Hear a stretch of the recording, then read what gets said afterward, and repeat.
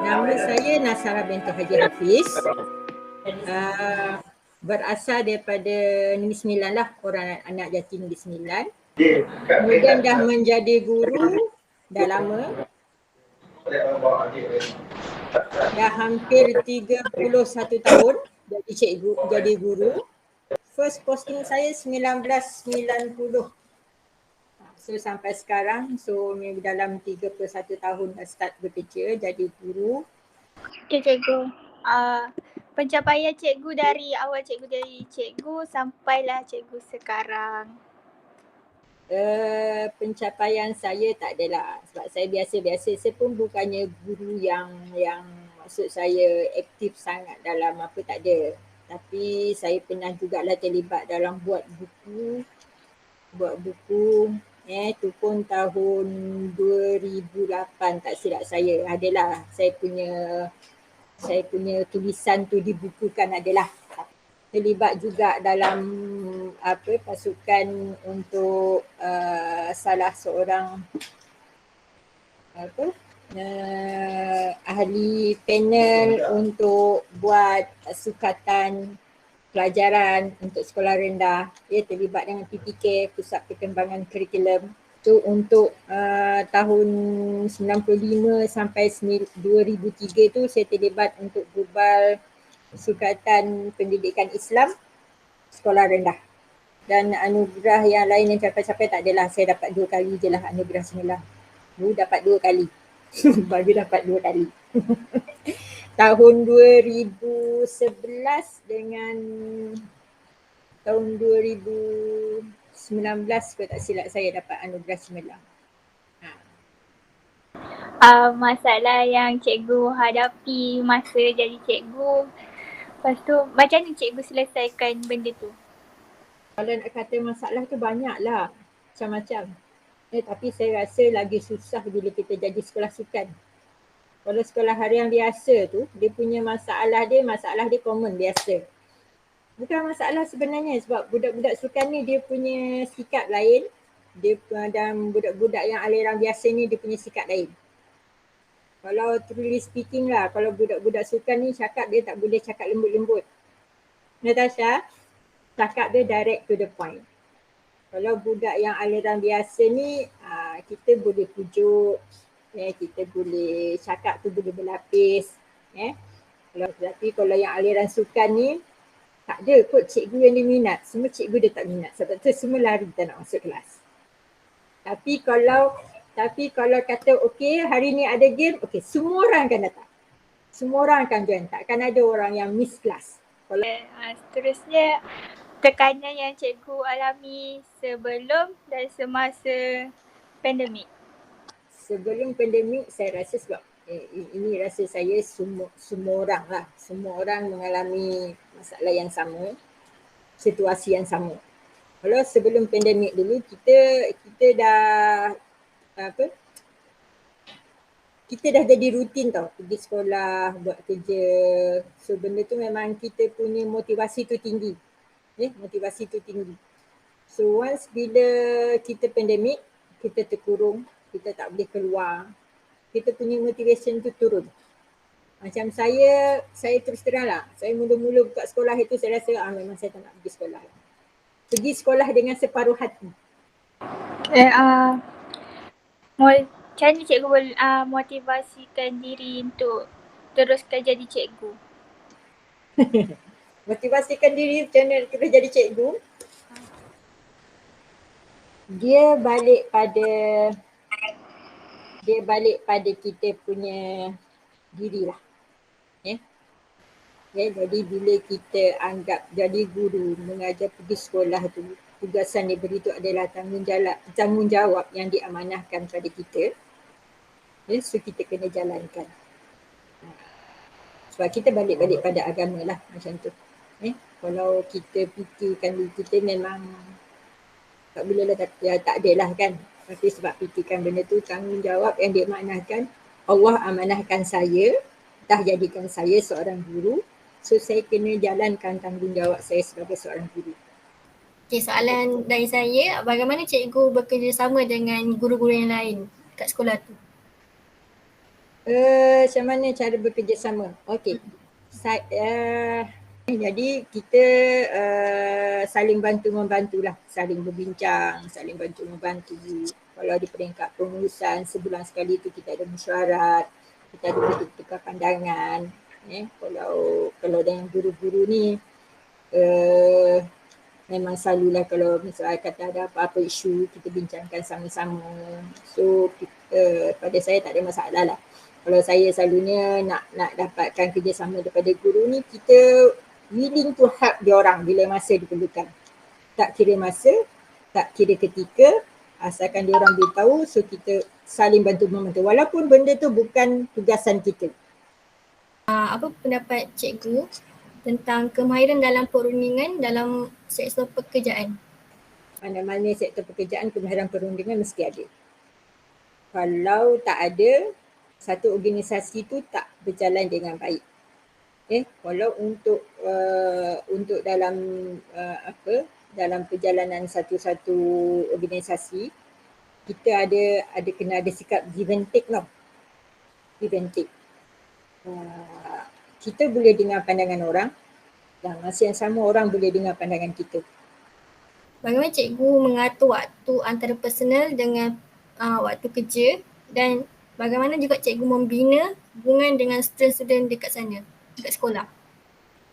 Saya dulu, hidup saya celik mata je sekolah. Pergi sekolah, kerja sekolah, balik rumah pun saya buat kerja sekolah tu ke rumah. Sebab masa tu saya tak fikir pun rumah saya macam ni sebab saya ada pembantu kan. So, tapi hujung minggu Sabtu Ahad memang saya tak bersih lah. Sebab Sabtu Ahad adalah untuk keluarga. Pada Isnin sampai Jumaat tu untuk kerja. Bagi soalan yang terakhir untuk sesi temu bual ini, apakah nasihat cikgu bagi bakal graduan ataupun lepasan graduan yang akan memasuki sektor pekerjaan? Kita buat apa benda yang kita suka. Tapi selagi benda yang kita buat tu tak mendatangkan bahaya dan tak melanggar undang-undang daripada segi undang-undang sivil ataupun undang-undang agama, buatlah. Buat. Dan yang penting ialah apa yang kita buat tu benda yang kita suka. Sebab bila once kita suka benda tu, kita akan buat benda tu dengan baik. Kita jangan buat benda yang ikut orang. Bila kita buat ikut orang, so dia punya hasil tu tak cantik. So kita buat tu separuh hati.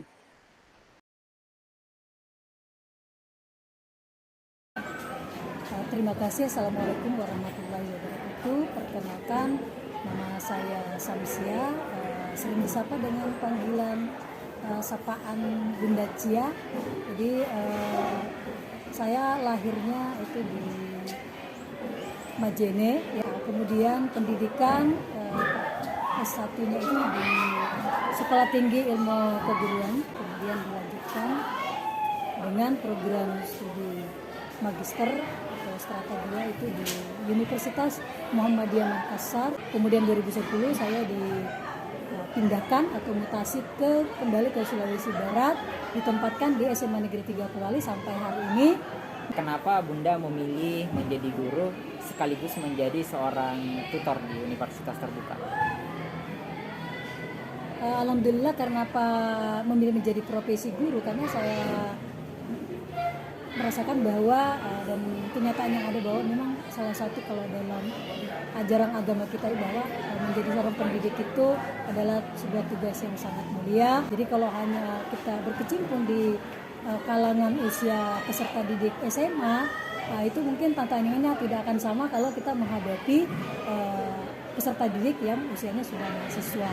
Jadi ini yang motivasi saya sebagai seorang pendidik itu untuk mengembangkan ilmunya kembali, jadi sehingga semakin lebih terasa, kemudian semakin lebih berkembang lagi. Baik Bunda. Nah, selanjutnya saya mau bertanya, apa pencapaian terbesar Bunda selama menjadi guru? apapun itu yang menurut Bunda ini pencapaian terbesar Bunda selama jadi guru. Saya kira untuk sebagai seorang guru pada umumnya ya, ingin peserta didiknya itu satu, menorehkan prestasi dalam event apapun, baik itu skala daerah ya, tingkat 1, tingkat 2, nasional bahkan internasional sekalipun. Kemudian yang kedua, kami berharap sebagai seorang guru, saya secara pribadi sangat bangga jika peserta didik saya itu mampu tembus melalui SNPTN ya, seleksi nasional masuk perguruan tinggi negeri dengan standar nilai yang memungkinkan. Jadi kami sebagai guru itu merasa berbangga, kemudian merasa memiliki kualitas dan memiliki kompetensi jika peserta didik kami bisa bersaing ya, baik dalam event-event lomba maupun dalam merebut kursi-kursi kota yang ada di perguruan perguruan tinggi yang terkenal pada umumnya di Indonesia dan khususnya di wilayah Sulawesi. Permasalahan Bunda pada umumnya sebelum pandemi ini ada itu seperti apa, Bunda? Jadi sebelum pandemik itu kalau untuk sarana ya, jadi karena saya basicnya di bahasa Indonesia, ini sekolah itu kita masih ada kendala ya di pengadaan laboratorium bahasa. Jadi saya merasa bahwa itu merupakan salah satu kendala. Tapi kemudian yang kedua adalah motivasi belajar peserta didik yang masih perlu ditingkatkan, terutama dari kemampuan mereka berliterasi. Tekanan apa yang paling sering dialami, Bunda? Kalau yang bagi saya sebenarnya tidak menjadi ketekanan ya, kalau bahasa saya itu ketekanan, tapi adalah tantangan ya, untuk mencari, bisa lebih termotivasi untuk menjadikan solusi, yaitu kepada beberapa peserta didik yang memang minat belajarnya itu sangat-sangat rendah. Apa motivasi terbesar Bunda selama menjadi guru? Yang pertama tentu berusaha semaksimal mungkin untuk mengikuti semua program pemerintah yang saat ini sedang digembar-gemborkan oleh Bapak Menteri kita, yaitu Bapak Nadiem Makarim sebagai Kemenristek ya, Kemendikbudristek saat ini, yaitu dengan mengharapkan bahwa seorang peserta didik ya, apalagi kalau sudah berstatus guru profesional yang sudah mendapatkan piagam sertifikasi, kemudian tunjangan sertifikasi, itu sedapat mungkin harus selalu meningkatkan kompetensinya, kemudian kemampuannya dalam bidang teknologi. Bagaimana cara Bunda untuk bekerja sama dengan guru atau birokrasi di sekolah agar bisa tetap berjalan lancar? Untuk menciptakan kerjasama atau yang baik dengan peserta atau pendidik atau tenaga edukatif yang lain, dalam hal ini adalah rekan-rekan pendidik, tentu satu, saya selalu berusaha untuk menjalin silaturahim dengan Bapak Ibu guru yang ada di sekolah ini. Kemudian yang kedua, bekerja sama dalam sebuah teamwork. Dalam setiap kegiatan kita harus selalu ada konsultasi antara satu dengan lain, komunikasi antara satu dengan yang lain, koordinasi dengan antara satu dengan yang lain, sehingga tidak ada miskomunikasi, sehingga tidak ada benturan. Ya, kalaupun ada benturan sedikit itu sedapat mungkin dapat diselesaikan dengan cara bermusyawarah. Pertanyaan selanjutnya, Bunda, kenapa menurut Bunda kemampuan berkomunikasi sesama tenaga pendidik itu penting, Bunda? Kalau menurut saya itu sangat penting. Jadi komunikasi itu sangat penting, sebab mengapa terkadang ide yang kita sampaikan, gagasan yang kita utarakan itu tidak semua level ya, tidak semua level guru itu kan, guru juga manusia yang punya karakter berbeda-beda antara satu dengan lain. Ya tentu kita tidak boleh memaksakan ide kita, gagasan kita segampang itu untuk bisa disampaikan.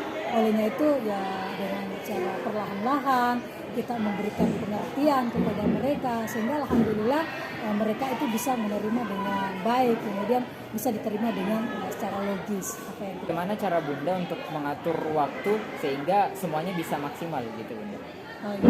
Jadi memang ada dilema sedikit ya, karena selain tugas dan tanggung jawab sebagai istri, sebagai ibu rumah tangga bagi putra putri di rumah, kemudian tugas dan tugas sebagai seorang ASN, abdi negara yang harus menjalankan tugasnya sesuai dengan jadwal yang ada.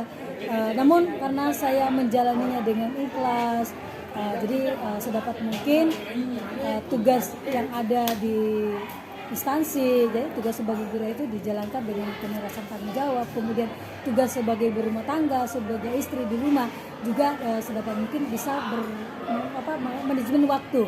Jadi memang harus betul-betul cerdas manajemen waktu sehingga waktu itu bisa benar-benar dibagi sehingga keluarga tidak terbengkalai ya. Kemudian perhatian kepada keluarga cukup. Walaupun kadang-kadang putra-putri di rumah kadang protes, tetapi setelah mereka diberikan penjelasan, diberikan pengertian, akhirnya lambat laun suami ya, anak-anak itu mulai mengerti dengan profesi saya sebagai seorang pendidik dan sebagai seorang tutor. Cara membina hubungan antara sebagai guru dan kepada siswa itu bagaimana, Bunda? Jadi sebagai untuk menjalin silaturahmi, kemudian mendekatkan diri dengan peserta didik, teknik saya selama jadi guru kembali kepada tugas kita sebagai seorang pendidik itu adalah salah satu diantaranya selain meningkatkan kompetensi tadi itu adalah bagaimana mencerdaskan peserta didik itu. Jadi pendekatan hati nurani yang pertama, kemudian kemanusiaan. Ya, jadi kita mengajar itu tidak menganggap bahwa peserta didik itu adalah orang lain, tapi kita anggap sebagai bahwa dia adalah anak kandung kita sendiri. Jadi selain anak kita di rumah juga peserta didik itu adalah anak kandung kita sendiri. Kita dengan ikhlas, dengan penuh kesabaran itu akan timbul dengan sendirinya. Jadi ketika kita mengajar menghadapi peserta didik yang ada di sekolah, maka kita memperlakukan mereka itu sama dengan anak kandung kita, sehingga rasa ikhlas, kemudian motivasi yang tinggi itu, kesabaran itu akan muncul dengan sendirinya ketika kita menerapkan itu. Dan kita tidak menganggap bahwa mereka itu adalah orang lain atau anak orang lain. Jadi kita samakan saja. Jadi sehingga ilmu yang akan kita transfer, ilmu yang akan kita berikan itu bisa diterima ya, dengan mereka juga dengan ikhlas untuk bisa menerima. Ya, baik Bunda. Ini pertanyaan terakhir. Ini bukan lebih kepada pertanyaan sih Bunda, tapi apa nasihat Bunda terhadap calon-calon guru termasuk saya pribadi Bunda? Karena mungkin 1 atau 2 tahun ke depan saya sudah lulus sarjana dan besar kemungkinan juga akan menjadi tenaga pendidik. Mungkin ada pesan atau nasihat Bunda? Untuk pesan saya kepada anak-anakku sekalian, adik-adik sekalian, calon guru dia yang di seluruh Indonesia bahkan di luar negeri ya, bahwa sebagai seorang guru itu, karena kita sebagai guru adalah harus memberi contoh ya, dikuku dan ditiru. Jadi segala tindakan tanduk kita itu benar-benar dilihat penampilan kita, kemudian tutur kata kita ya, perilaku kita itu benar-benar dikuku dan ditiru oleh peserta didik. Jadi itu yang saya bisa berikan, berbagi dengan adik-adik, anak-anakku sekalian, calon guru di masa yang akan datang.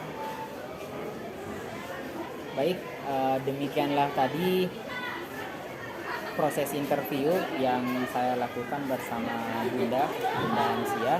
Semoga pesan-pesan yang disampaikan dari Bunda itu dapat dipetik hikmahnya atau bisa dijadikan pelajaran apabila video ini dipublikasikan. Mungkin cukup sekian proses interviewnya. Saya akhiri dengan ucapan Assalamualaikum warahmatullahi wabarakatuh. Waalaikumsalam warahmatullahi wabarakatuh.